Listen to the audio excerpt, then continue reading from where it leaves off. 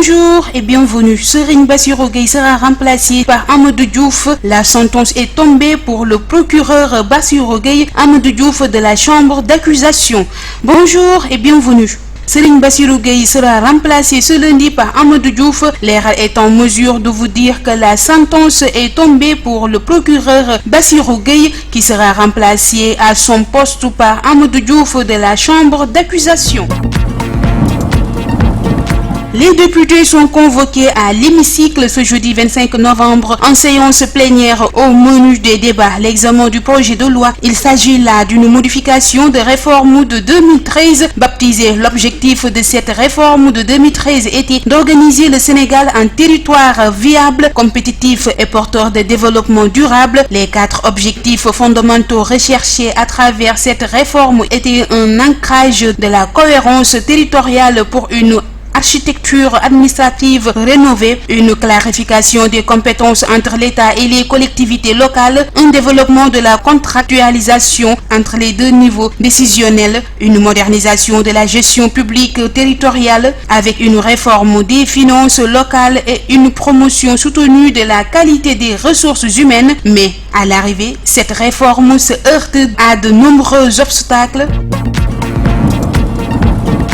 Plusieurs changements et modifications sont attendus dans la magistrature sénégalaise. En effet, selon les informations du quotidien Libération, le président de la République Macky Sall a convoqué le Conseil supérieur de la magistrature en début de soirée au Palais.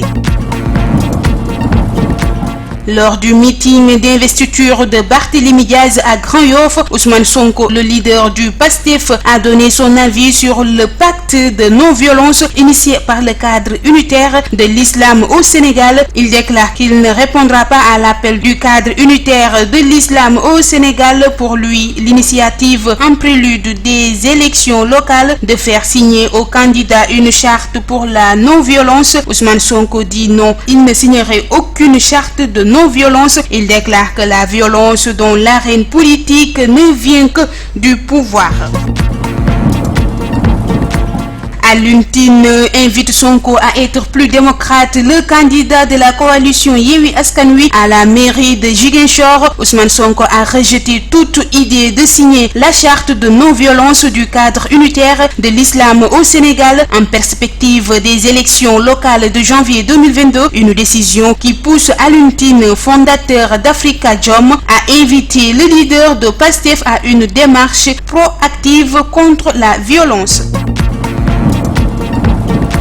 La ministre de Femmes, Ndeye Saly Diop Dieng, demande que justice soit faite. Elle s'est prononcée sur les accusations de Fatima Ndione contre le comité d'organisation de Miss Sénégal 2020. Dans un communiqué, elle demande que cette affaire soit élucidée et que justice soit faite. Elle encourage également les victimes de violences, quelle qu'en soit la nature, à dénoncer en vue d'obtenir réparation.